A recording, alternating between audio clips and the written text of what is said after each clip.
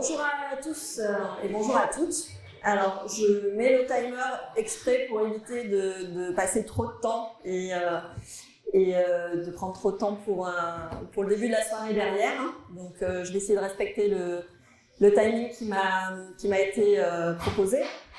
Alors, effectivement, je vais me présenter un petit peu plus. Donc, je suis Émilie Mitaine, directrice de projet chez Sopra Steria, donc entreprise de services numériques, donc dans l'informatique. Je vous en parlerai parce que effectivement, je suis là aujourd'hui pour vous parler un petit peu de mon parcours professionnel et de pouvoir un petit peu témoigner sur mes différentes expériences. Et effectivement, je suis ancienne serbienne, promo 2004, donc ça commence à dater. Filière télécom, donc deuxième promo télécom. Donc il y a peut-être des télécoms là, du coup. Oui, quelques-uns. Très bien, donc on est un petit peu représentés. Alors tout d'abord, je tenais vraiment à vous dire que j'étais ravie de participer à cette cérémonie de rentrée. C'est l'occasion pour moi de revenir quelques années en arrière. Et puis, ça me permet effectivement de vous partager mon parcours professionnel. Alors bien sûr, je ne prétends pas du tout avoir un parcours exemplaire, c'est pas le but. Chaque parcours finalement va être propre à chacun. Donc en fonction de ses aspirations, de ses objectifs, de ses envies. Et finalement, chaque parcours va vous apporter, vous le verrez quand vous allez commencer votre carrière professionnelle, du savoir-faire.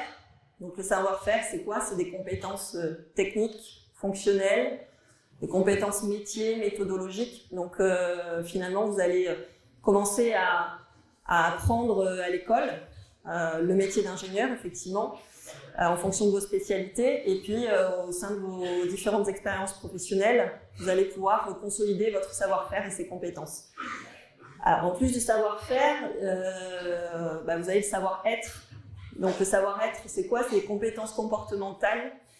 Et celles-ci, elles sont très importantes aussi.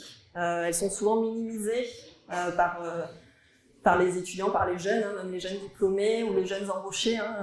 On a tous, à un moment donné, minimisé ces compétences comportementales, puisqu'on se dit que, finalement, ce qui est important, c'est qu'on soit très bon techniquement. Donc oui, c'est très important d'être très bon techniquement, mais c'est aussi très important de savoir travailler dans un groupe, d'avoir un bon esprit d'équipe, de savoir avoir un esprit de synthèse, synthétiser nos propos, pouvoir expliquer finalement à un groupe de personnes ou à des personnes de profils différents certains sujets. Donc tout ça, ça fait partie finalement de ce qu'on appelle globalement le savoir-être. Et le troisième apport dans chacun de nos parcours, ça va être finalement l'expérience. Donc l'expérience, c'est quoi? Ça se traduit comment? C'est des réflexes qu'on va acquérir, des convictions aussi qu'on va se forger au fur et à mesure de nos expériences. Donc en fonction des situations qu'on va avoir l'occasion de vivre au sein de nos différentes expériences professionnelles, on va retrouver certaines situations et on va pouvoir asseoir finalement des convictions et avoir un certain nombre de réflexes. Voilà. Et ça, c'est l'expérience qui va nous amener à consolider ça. Alors moi, ce que je vais vous partager finalement à travers mon parcours professionnel, c'est vous montrer finalement ce que ça m'a apporté, ce que mes expériences m'ont apporté et en quoi il est important finalement d'être acteur de son parcours professionnel. Et là, c'est vraiment, j'espère que dans 3 ans, vous vous souviendrez effectivement, alors peut-être pas de moi, peut-être pas du détail de ce que je vous raconte, mais au moins d'un point, et c'est vraiment le point essentiel de mon témoignage, c'est finalement le fait d'être acteur de son parcours, de sa trajectoire, de sa carrière professionnelle. J'en profiterai également pour vous glisser quelques tips, quelques petits conseils, en tout cas qui me paraissent importants pour le futur et pour vos différentes expériences professionnelles.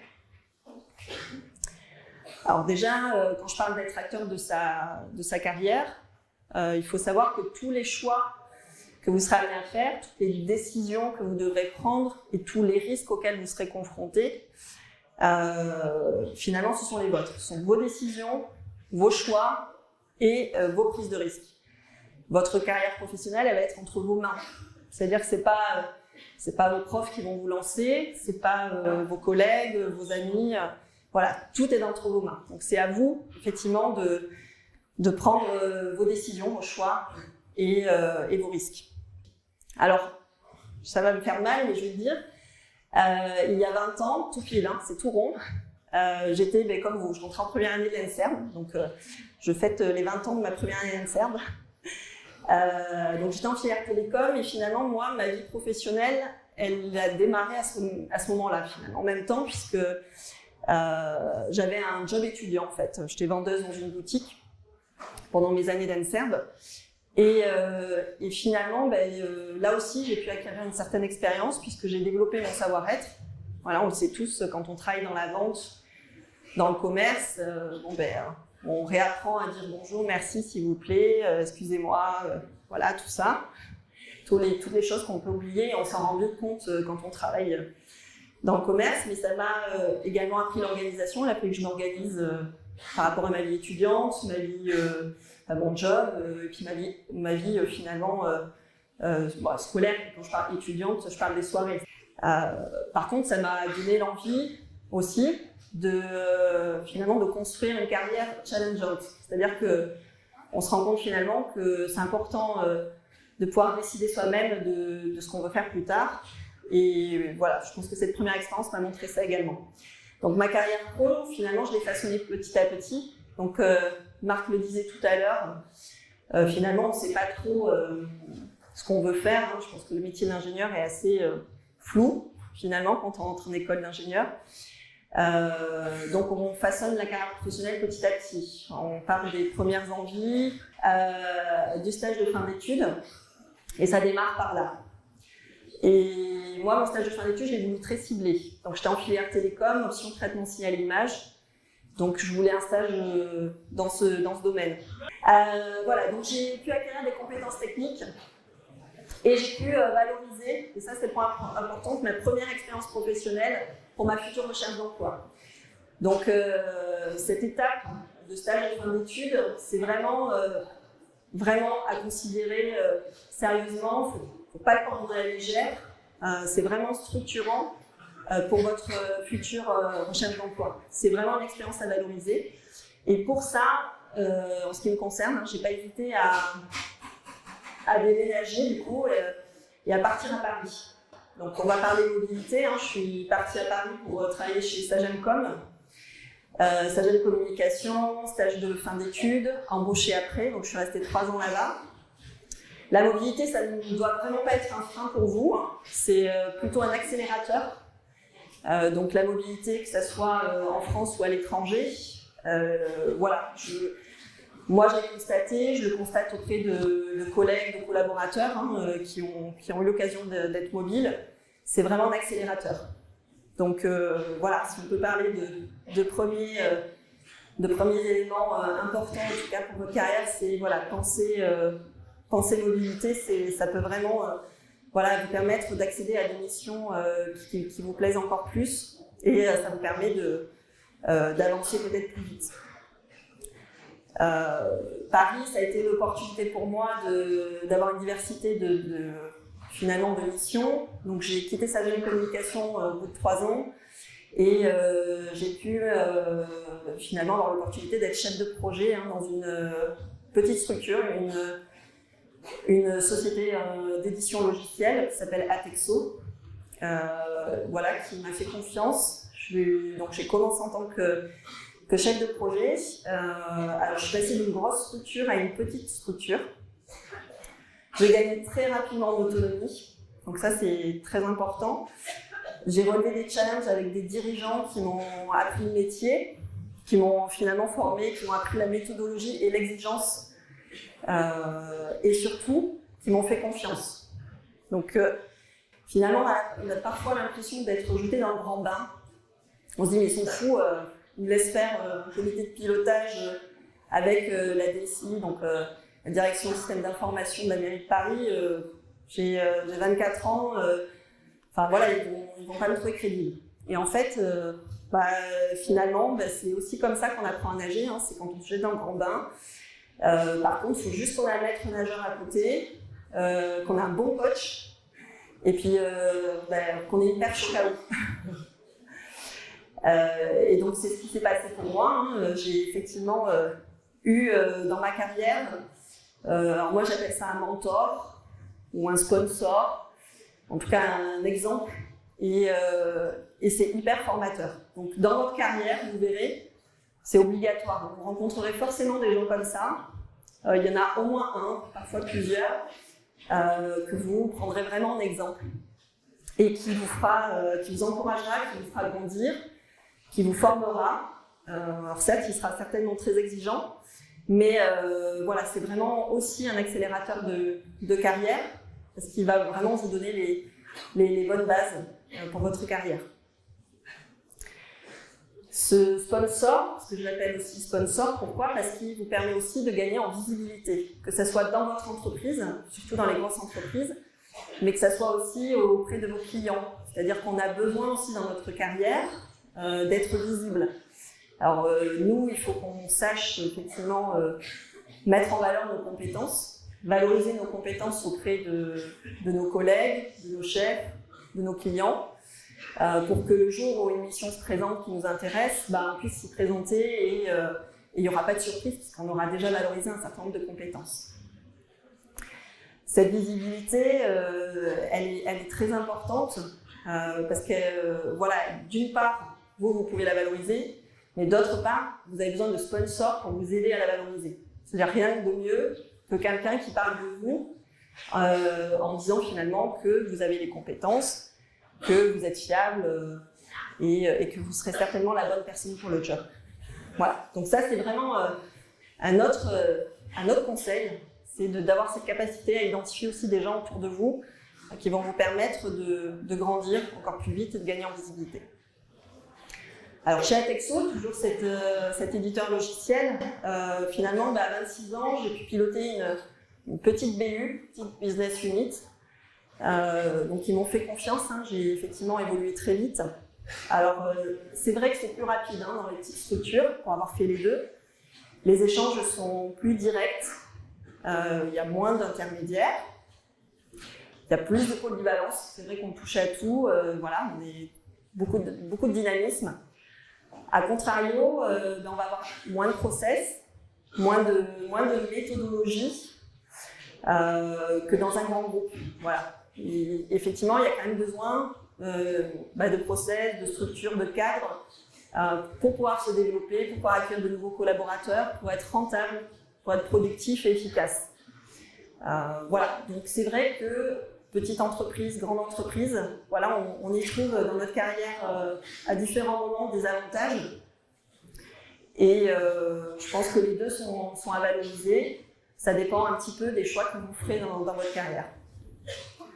Alors bien sûr, la carrière professionnelle, elle vient parfois se confronter au choix personnel. Donc bien sûr, on a des choix personnels à faire à des moments de notre vie qui viennent cohabiter avec nos choix professionnels. Donc en ce qui me concerne, voilà, il y a quelque chose qui change notre vie à un moment donné, c'est les enfants. Donc les enfants, c'est effectivement, c'est pas un leurre, ça change une vie. Donc moi en tout cas, j'ai décidé de revenir sur Bordeaux, parce que je suis bordelaise, je suis l'ENSERM, mais je suis effectivement bordelaise aussi d'origine. Donc au bout de 7 ans à Paris, je suis revenue sur Bordeaux, j'ai intégré Steria, qui est devenue plus tard Sopra Steria. Donc là, pour moi, la première fois que j'intègre une ESN, donc anciennement appelée SS2I à mon époque, donc société d'informatique, où parfois on a des a priori sur le fait que finalement on est juste des pions à placer. J'avais cet a priori en sortant d'école, peut-être que vous l'avez pour certains. Finalement, j'ai intégré Sopra Steria. Et finalement, grand groupe avec une diversité de missions très importante et très intéressante, puisque ça nous permet finalement de découvrir un certain nombre de secteurs d'activité, de domaines variés, des clients différents, de pouvoir accéder à des activités transverses assez structurantes pour l'entreprise. Je parle du RH, les entretiens, les relations écoles, le développement des collaborateurs, mais aussi le commerce, donc tout ce qui va être avant-vente, et puis rendez-vous client.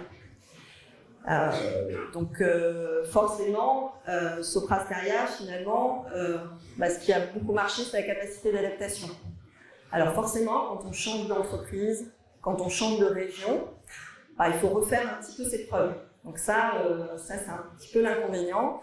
Donc on est parfois impatient, on aimerait que ça aille plus vite, mais voilà, finalement, il faut savoir prendre le temps, montrer nos capacités d'adaptation et pouvoir justement continuer à faire ses preuves. Et au bout de 10 ans chez Soprasteria, j'ai pu refaire mes preuves, accéder à des projets de plus grosse complexité au fur et à mesure, intervenir sur pas mal d'activités transverses pour notre société.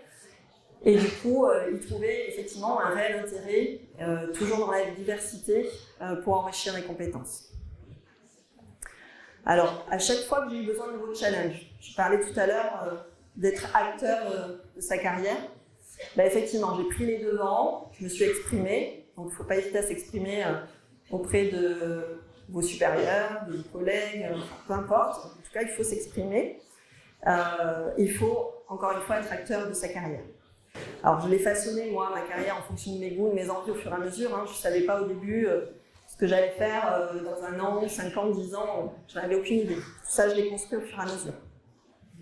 Et avec du recul, je me rends compte que finalement, là où je me disais que j'avais eu de la chance, que j'étais certainement arrivée au bon moment et au bon endroit, finalement, je ne pense pas que ce soit ça. J'ai créé les opportunités et je le dis en toute franchise, ça c'est avec du recul que je le dis, bien entendu, je ne le disais pas il y a encore 3-4 ans, mais là j'en suis convaincue. C'est-à-dire que les opportunités, je les ai effectivement créées, quelle que soit l'entreprise dans laquelle nous sommes, petite ou grande entreprise, Paris et province ou étranger d'ailleurs, la chance, elle ne tombe pas du ciel.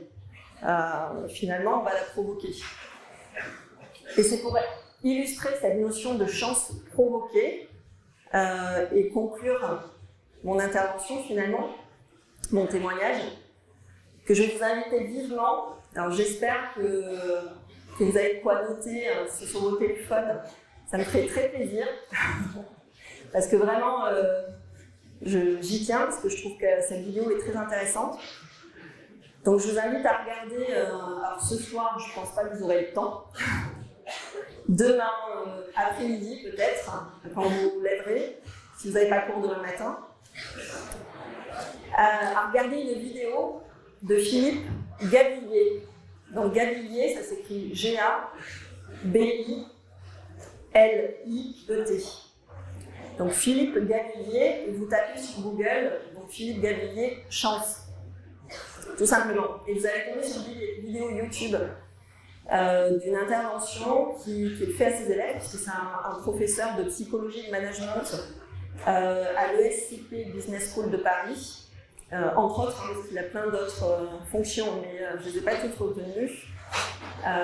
Donc dans cette vidéo, il fait un complément de cours à ses élèves sur la chance, et finalement sur tout le contexte que vous pouvez créer autour de vous, dans votre environnement, pour créer des opportunités. Et finalement, il est assez convaincant et inspirant sur le fait que la chance, c'est pas de la chance, c'est juste vous qui créez vous-même des opportunités. Donc le facteur chance, il va se construire, il va se créer. Donc voilà, allez voir Philippe Gabillier, je répète, Philippe Gabillier. Voilà, j'y tiens vraiment. J'espère que. Donc, moi, j'ai eu l'occasion de voir cette vidéo à l'occasion d'une formation manager. Il n'y a pas si longtemps que ça. Et pour autant, j'ai été très inspirante. Et à chaque fois que, effectivement, j'ai des choix à faire ou que j'ai des réflexions autour de mes futures missions, c'est vrai que ça résonne pas mal dans ma tête, ça fait assez écho. Et même sur mes précédentes expériences. Donc, peut-être que pour vous aussi, ça sera assez inspirant. En tout cas, c'est très instructif, ça dure que 6 minutes, je ne l'ai pas précisé, pour pas vous... je ne pense pas que ça vous découragera, du coup 6 minutes, c'est assez rapide. Et voilà, j'espère que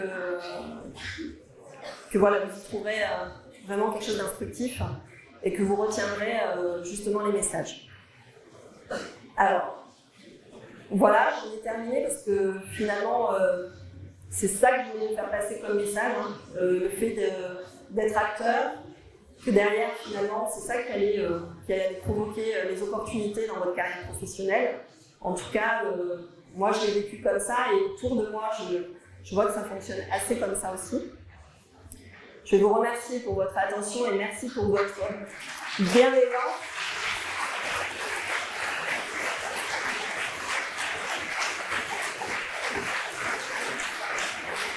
Et je vous souhaite une très belle réussite scolaire pour commencer, et puis ensuite une très belle réussite professionnelle, et puis peut-être qu'on se recroisera à l'occasion.